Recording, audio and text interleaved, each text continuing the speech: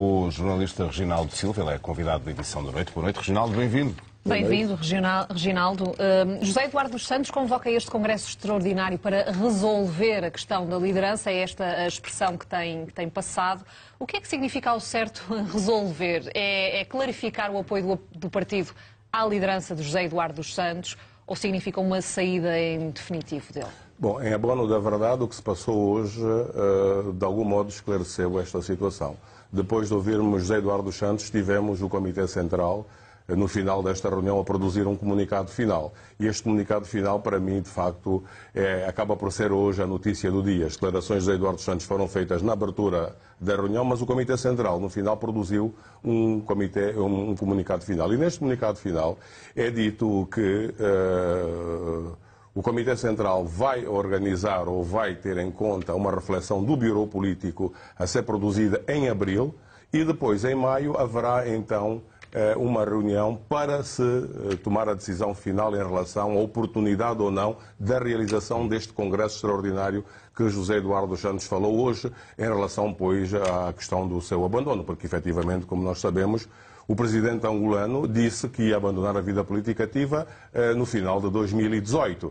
E o que se coloca neste momento é que, depois de uma série de disse que não disse, as pessoas começaram a pensar que, efetivamente, haveria uma mudança, digamos, de planos por parte do José Eduardo dos Santos, na sequência de tudo quanto tem acontecido ao nível do Executivo. Portanto, nesta altura, a notícia para mim já é a decisão do Comitê Central de não considerar esta sugestão, porque José Eduardo dos Santos sugere, quer o apoio do Comitê Central, mas no final o Comitê Central tomou uma outra decisão que não é exatamente aquela. Então vamos ter uma reflexão produzida primeiro pelo Bureau Político em abril e depois, em maio, o Comitê Central volta a reunir-se para então tomar a decisão final se vai haver ou não um Congresso Extraordinário. Tu referiste aí, bem, o comunicado do Comitê Central do MPLA, mas segundo o que se diz, lá dentro, José Eduardo dos Santos terá dito aos seus pares que, se quiserem que eu saia, eu saio.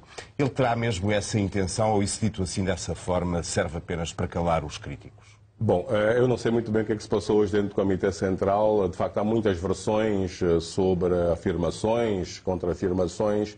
Mas, para mim, mais importante do que se disse hoje ou do que não se disse, é, de facto, uma viragem. Hoje, o Comitê Central, quanto a mim, introduziu uma referência da maior importância para a abordagem da questão da transição em Angola. A transição em Angola tinha começado ao nível do poder do Estado, com a eleição de João Lourenço para a presidência da República, na sequência das eleições de 23 de agosto, mas, de facto, a transição estava suspensa, porque, de facto, José Eduardo dos Santos continua a liderar o MPLA, conforme vocês referiram na peça, até com mandato até 2021. E, portanto, a decisão hoje foi esta, foi a decisão de facto, refletir, o MPLA refletir sobre a questão da saída de José Eduardo dos Santos. A saída de José Eduardo dos Santos é um dado adquirido. José Eduardo dos Santos também disse isso, é bom salientar, porque quando Mas, Reginaldo, apesar de ele dizer que se quer envolver nas eleições autárquicas, as autárquicas podem acontecer até 2022, portanto, isso pode ser aqui também uma maneira de ele tentar prolongar a sua permanência na liderança, ou achas que não? Não, evidentemente que este argumento das autárquicas para mim não faz o mínimo sentido. Primeiro, nem há sequer marcação das eleições autárquicas. As eleições autárquicas foram vagamente anunciadas em termos de realização antes da realização das próximas eleições gerais, que são em 2021, sim. E, portanto, não faz muito sentido este argumento de José Eduardo dos Santos como sendo, digamos, o apelo à prudência. José Eduardo dos Santos disse que vamos ser prudentes, não vamos realizar ainda o Congresso ou vamos. Mas não faz muito sentido a questão das autárquicas como motivo. Até porque, como nós sabemos, José Eduardo dos Santos participou muito pouco ou quase nada na campanha para as eleições gerais. Praticamente apareceu uma vez e pouco mais. E, portanto, não me parece que seja um argumento consistente para justificar qualquer alteração dos seus planos. Não sabemos também se é um argumento consistente ou não, mas alguns analistas políticos adiantam que José Eduardo dos Santos pode estar a preparar uma solução negociada para abandonar a liderança do partido, que coloque, por exemplo, os filhos dele a salvo de uma decisão judicial, eles que estão a ser investigados por suspeitas de irregularidades financeiras. É uma hipótese provável? Bom, de facto, a questão dos filhos de Eduardo dos Santos é uma questão da maior sensibilidade nesta altura.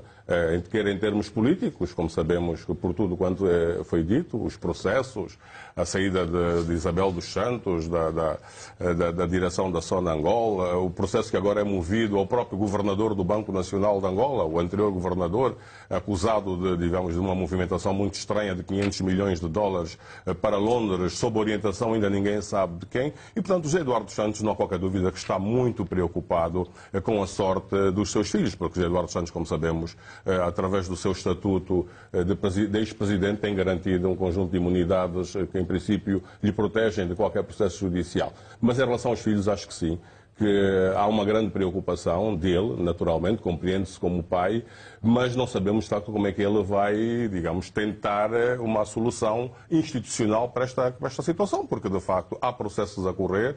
A PGR está a investigar, de facto, Isabel dos Santos na sequência das declarações do atual presidente da Sonangol. Em relação aos 500 milhões, consta que o filho de José Eduardo dos Santos, que era o anterior presidente do Fundo Soberano, também pode vir a ser investigado, embora neste momento oficialmente só se fale do anterior governador do Banco Nacional de Angola, Walter Filipe. E, de facto, há uma série de situações muito complicadas para José Eduardo dos Santos, que naturalmente vai encontrar, ou está a tentar encontrar, a melhor solução para apoiar os seus filhos. Entendo que assim seja e compreende-se. Agora, não sei como é que, em termos práticos, e sobretudo na relação com a Justiça, que agora vai querer assumir-se cada vez mais como um poder independente, é bom dizer que a nossa Justiça, o Poder Judicial, não era bem um exemplo a seguir, não é? Tinha uma relação muito, muito estreita com a política, muito dependente e, portanto, compreendo perfeitamente as preocupações neste momento de José Eduardo dos Santos, que mantém, de facto, um grande poder, nesta altura ainda, quanto a mim, como presidente do MPLA. E por isso é que a gente fala de bicefalia, que é a existência de dois poderes no seio do MPLA. José Eduardo dos Santos como presidente do MPLA, o MPLA tem a maioria qualificada, e João Lourenço, que é o vice-presidente, como chefe do Executivo e presidente da República. E essa, de facto, é aqui uma situação inédita, o facto de não ser a mesma pessoa a ocupar os dois cargos. Reginaldo Silva, obrigada pela análise. Bom regresso ao Luanda. Boa noite. Até a próxima.